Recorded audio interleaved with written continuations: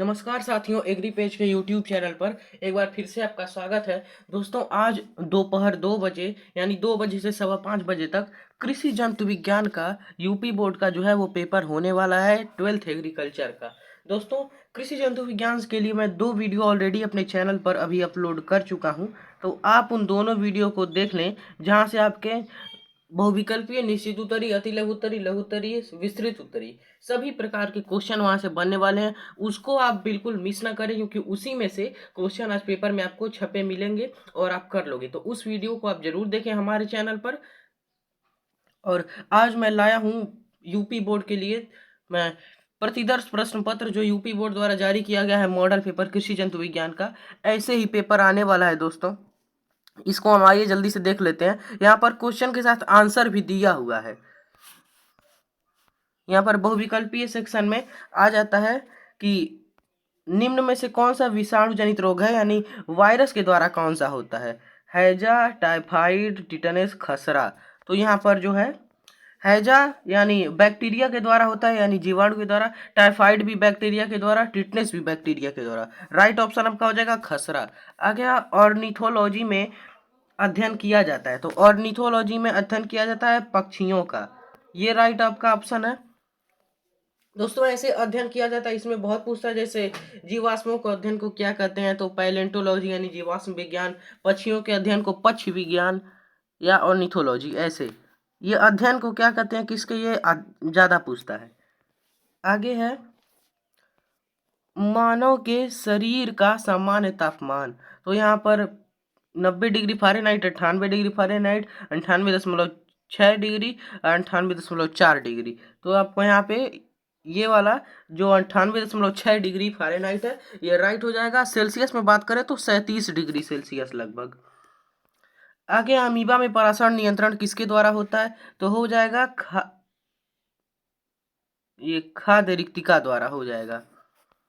आगे भारत के राष्ट्रीय पक्षी का जंतु वैज्ञानिक नाम, यानी मोर का जूलॉजिकल नेम पूछा जा रहा है, तो पावोक्रिस्टेटस, कोलंबा लिविया, सिस्टाकुला क्रमेटी और पैसर डोमेस्टिका। तो आपको पता है यहाँ पर ये कोलंबा लिविया तो कबूतर का है, ये तीसरा वाला नहीं है यहाँ पर, और चौथा वाला ऑप्शन भी नहीं है। तो आपको ये हो जाएगा पहला वाला, पावोक्रिस्टेटस जो है वो मोर का जूलॉजिकल नेम है। आगे निश्चित उत्तरीय में दोस्तों, ये बहुत ही इंपॉर्टेंट क्वेश्चन ये अधिकतर आते हैं। केचुए में क्लाइटेलम किन खंडों में, तो 14, 15, 16 खंडों में। विटामिन डी का रासायनिक नाम तो कैल्सिफेरॉल। और विटामिन डी की कमी से होने वाला रोग रिकेट्स होता है। विटामिन डी सूर्य के प्रकाश में पाई जाती है। आगे होते हैं सर्वदाता तथा सर्वग्राही रुधिर, यानी सर्वग्राही तथा सर्वदाता रुधिर वर्गों के नाम। तो ए बी जो होता है वो सर्वग्राही होता है और ओ सर्वदाता होता है, यानी ए बी सभी रुधिरों से, सभी से रक्त ले सकता है और ओ सबको दे सकता है। आगे रेशम कीट का जंतु वैज्ञानिक नाम, यानी सिल्क वर्म जो होता है उसका जूलॉजिकल नेम तो हो जाएगा बॉम्बिक्स मोराई। आगे है उक्त रक्त वाहिनी का नाम, उस रक्त वाहिनी का नाम लिखिए जो फुफ्फुस से रक्त हृदय को ले जाती है। दोस्तों, ये फुफ्फुस का अर्थ होता है फेफड़ा, यानी लंग्स। फुफ्फुस मतलब फेफड़ा होता है। तो जो फेफड़ा से रक्त मतलब हृदय में ले जाती है, हार्ट में, उसका नाम लिखना है। तो ये हो जाएगा फुफ्फुस सिरा, यानी पल्मोनरी वेन। आगे मानव के लिए 2 लाभदायक कीटों के नाम लिखिए और उनका उत्पाद भी लिखिए। तो मधुमक्षिका या मक्खी, एपिस इंडिका, ये इससे हनी मिलता है, यानी मधु मिलता है, शहद मिलता है। लाख कीट, यानी इससे लाख मिलता है, या इसका जूलॉजिकल नाम देख सकते हो तहंडिया और लक्का। तहंडिया लक्का इसका जूलॉजिकल नेम है। और यहाँ पे आप रेशम कीट भी लिख सकते हैं, जैसे बॉम्बिक्स मोराई, और उत्पाद में आप लिख सकते थे रेशम, यानी सिल्क। आगे है खरगोश में कितने जोड़ी कपाल तंत्रिका तंत्र पाया जाता है, किन्हीं दो का नाम लिखिए। तो 12 जोड़ी, यानी 24 कपाल तंत्रिका तंत्र होता है और जोड़ी में 12 होता है। इसका दो का नाम, एक तो है वैगस और एक है ऑप्टिक।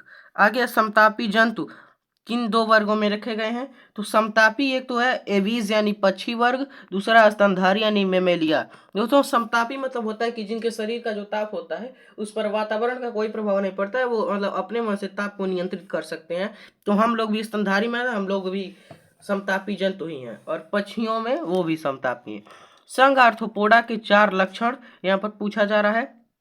तो इसका शरीर जो होता है सिर, धड़ तथा वक्ष में मतलब विभाजित होता है और काइटिन का आवरण होता है, वो मैं बताता हूँ पढ़कर सभी।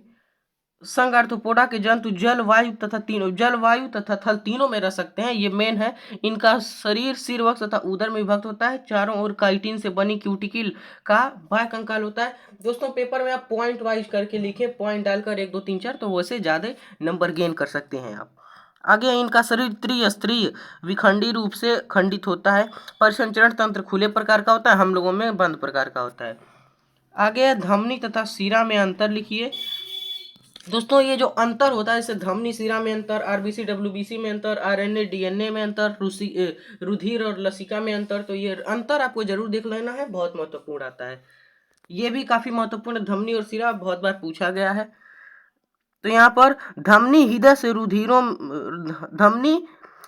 रुधिर अंगों में ले जाती है, शिरा रुधिरों से हृदय को वापस ले आती है। धमनी की दीवारें मोटी और मांसल होती हैं, शिरा की दीवारें पतली और लचकदार होती हैं। धमनी में कपाट नहीं होते हैं। दोस्तों ये थोड़ा सा मिस्टेक लगता हुआ है, धमनी में कपाट होते हैं, शिरा में कपाट नहीं होते हैं।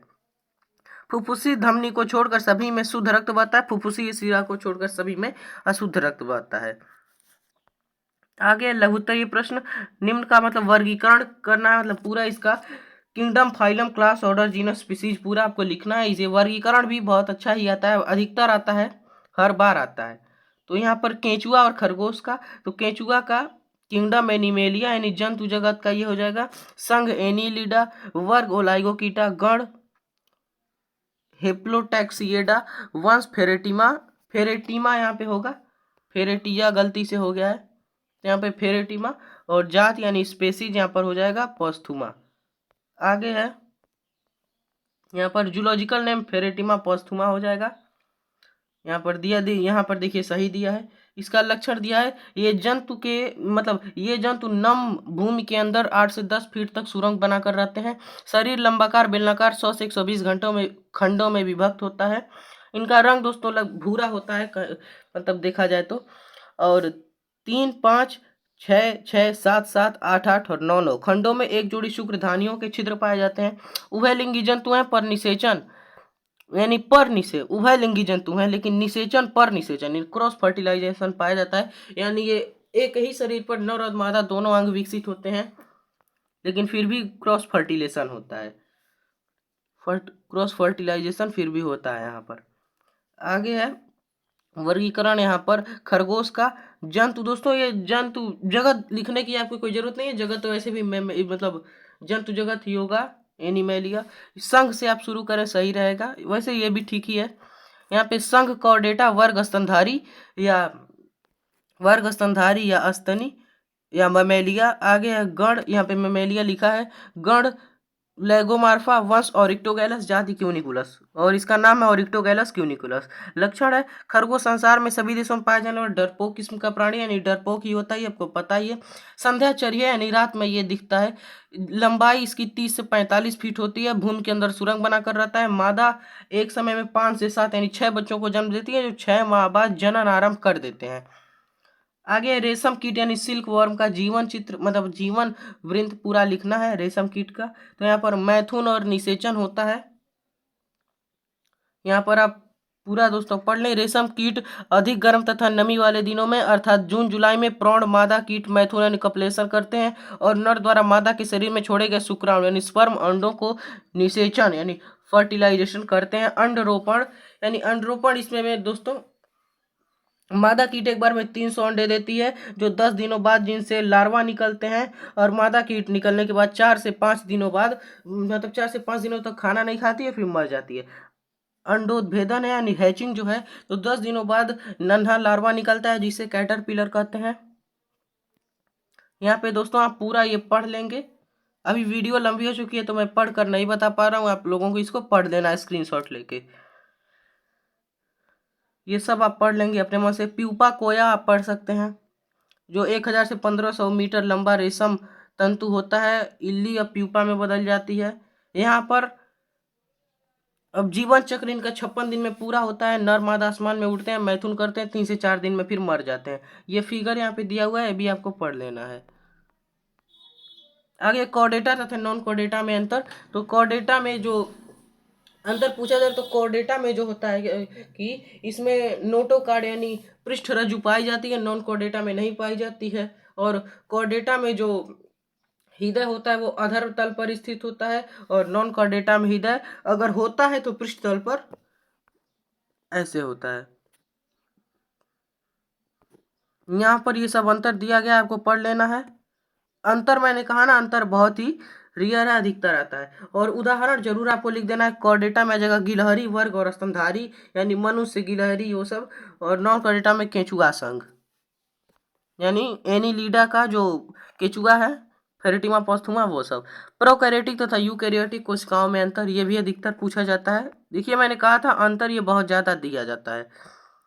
तो यहाँ पर प्रोकैरियोटिक कोशिकाओं में प्रोकैरियोटिक कोशिकाओं में केंद्रक यानी न्यूक्लियोइड के रूप में तथा केंद्रक कला का पूर्ण अभाव होता है। यूकैरियोटिक कोशिकाओं में वास्तविक केंद्रक पाया जाता है तथा केंद्रक कला उपस्थित होती है।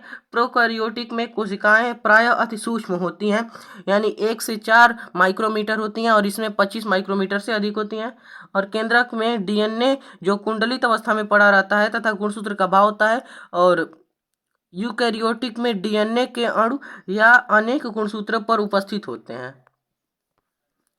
ये आपको पूरा अंतर पढ़ लेना है, अंतर बहुत ही अच्छे से आपको लिखना है। और दोस्तों मनुष्य जो है, मनुष्य आता है यूकैरियोटिक के अंदर, मतलब मनुष्य में यूकैरियोटिक कोशिकाएं पाई जाती हैं। उदाहरण माइटोकॉन्ड्रिया गाल्जी का है, यहाँ पर उदाहरण दिया है, यहाँ पर भी आगे। यहाँ पर ये दोस्तों कुछ महत्वपूर्ण अंतर जो आपको आसानी से याद हो जाएंगे, जैसे ये वाला है। तो प्रोकैरियोटिक में 70 प्रकार का राइबोसोम होता है, यूकैरियोटिक में 80 प्रकार का होता है राइबोसोम, जैसे कि 2 प्रकार के होते हैं 70 और 80। लैंगिक जनन का अभाव आनुवंशिक पदार्थ का होता है। लैंगिक जनन का सूत्री विभाजन यानी हेप्लॉयड गैमेट्स ऑफ फ्यूजन एक गुणित युग्मक का संलयन होता है। उदाहरण bacteria and blue green algae यानी जीवाणु और नीले हरे शैवाल। यहाँ पे जंतु कोश का उच्च श्रेणी के पादप, ये फिगर भी दिया गया है, आप ध्यान रख लेंगे। ये बैक्टीरिया का है, मतलब यहाँ पे एक प्रोकैरियोटिक का है कि यूकैरियोटिक का है। यहाँ पे विस्तृत उत्तरीय क्वेश्चन दिया गया है। फिर खरगोश के हृदय की बाह्य संरचना का नामांकित चित्र बनाइए तथा हृदय के कार्य का वर्णन कीजिए। तो हृदय के नामांकित चित्र बनाना है। तो दोस्तों खरगोश आपको जो आप में स्तनधारी में खरगोश दिया गया पढ़ लेना है। पक्षी वर्ग में कबूतर है, वो आपको पढ़ लेना, अधिकतर क्वेश्चन वहां से पुट अप होते हैं। आगे यहाँ पर ये फिगर यहाँ पर दिया गया है। स्थिति तथा सुरक्षा यानी पॉजिटेशन एंड केयर गार्ड, ये सब आप लोगों को देख लेना है। यानी पेरिकॉर्डियल कहते हैं, यानी स्तनधारियों में हृदय वक्ष गुहा में स्थित होता है। यह दोहरी झिल्ली से बनी एक पारदर्शी झिल्ली में बंद रहता है, जिसे हृदयावणी पेरिकॉर्डियल यानी पेरिकॉर्डियल फ्लूइड कहते हैं। दोनों झिल्लियों के मध्य स्थित स्थान द्रव्य से भरी रहती है यानी लिक्विड भरा रहता है। यह द्रव्य दोनों झिल्लियों को चिपकने से रोकता है। ये सब आपको पढ़ लेना है विस्तृत उत्तरीय क्वेश्चन में। दोस्तों कार्य इसका दोस्तों दिया गया है यहाँ पर। हृदय स्पंदन एक पेशीय जनक यानी मायोजेनिक क्रिया होती है। हृदय एक सेंट्रल पंपिंग स्टेशन की भांति जीवन भर बिना थके एक नियमित गति से धमनियों में रुधिर पंप करता है। यानी हृदय जो होता है वो ब्लड पंपिंग का कार्य करता है, वो कभी नहीं रुकता है। इस नियमित एवं क्रमिक संकुचन को हृदय का स्पंदन यानी हार्ट बीट कहते हैं। हृदय स्पंदन में कार्डियक पेशियां नियमित रूप से संकुचित और शिथिल होती हैं। दोस्तों जो स्तनधारी का अमाशय होता है, उसे अमाशय को 3 वर्गों में बांटा जाता है, कार्डियक और फंडिक पाइलोरिक, यानी कार्डियक, फंडिक और पाइलोरिक 3 भागों में बांटा जा सकता है स्तनधारी के अमाशय को। अमाशय के बारे में आएगा तो आप जरूर लिखेंगे वो। विस्तृत उत्तरीय में डीएनए यानी डीऑक्सीराइबोस न्यूक्लिक एसिड के वाटरसन यानी डीएनए के बारे में लिख देना है, अथवा वाटरसन व क्रिक मॉडल का नामांकित चित्र बनाना है संक्षिप्त में, अथवा डीएनए का वाटरसन क्रिक मॉडल का संक्षिप्त चित्र बनाइए। तो डीएनए का मॉडल ये सब आप पढ़ लेंगे। डीएनए की द्विकुंडली संरचना का वर्णन सर्वप्रथम वाटरसन एवं क्रिक नामक वैज्ञानिक ने 1953 में किया था, जिसके लिए उन्हें 1962 में नोबेल पुरस्कार भी दिया गया था। तो ये जो लाइन लिखी है ये आपको जरूर लिख के आना है कि इसका सर्वप्रथम वर्णन वाटरसन एवं क्रिक नामक वैज्ञानिक ने किया था 1953 में, और 1962 में उन्हें क्या हुआ था, नोबेल पुरस्कार मिला था।